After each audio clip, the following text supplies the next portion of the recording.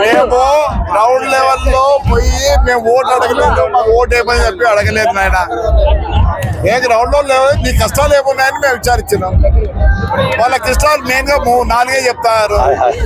ఇంతవరకు ఎక్కడ కూడా చిన్న సిమెంట్ బస్తా కూడా వేయలేదు. రోడ్లలో కాలువలు లేవు, నీళ్లు లేవు, కరెంటు సమస్య, ప్లస్ డ్రిప్ సిస్టమ్ ఎక్కువ బాధపడుతున్నాం. అగ్రికల్చర్ గా ఇక్కడ వాటర్ తక్కువ, మేము ఏదో పెట్టుకొని డ్రిప్ సిస్టమ్ లో పెట్టుకొని చేస్తా అంటే ఈసారి మాకు ఎక్కడ కూడా ₹1 రాదు.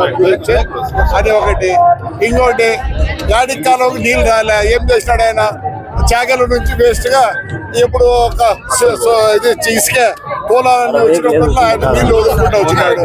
అవే నీళ్ళు యాడి కింద వదిలి యాడి కాలంలో నీళ్ళు వదిలింటే చాలు అండర్ గ్రౌండ్ వాటర్ ఇంప్రూవ్ అయ్యేది.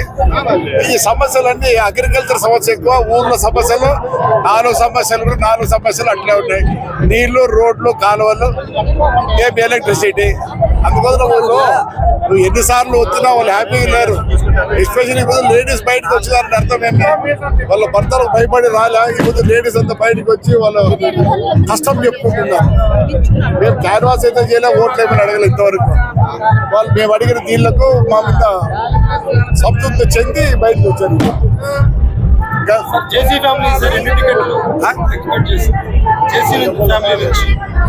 నేనంటే చెప్పింది నేను 4, 5 పెద్ద ఉన్నాడు పైన జరగని ఎన్ని ఉన్నాయి. జనసేన మన రెడీ, ఇప్పుడు బీజేపీ. కష్టాలు ఉంటాయి కదా, మేము చూద్దాము. నాకైతే నీకు సింగిల్ టికెట్ అనేది చెప్పలే, అదొకటి తృప్తిగా ఉంది. వీటికి ఒకటి అనేది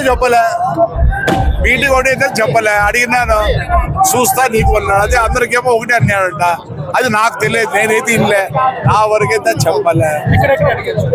ఉండేది ఒకటి పార్లమెంట్, ఒకటి ఎమ్మెల్యే. నల్లుడికే వాడికి ఇచ్చినా కట్టచ్చాడు.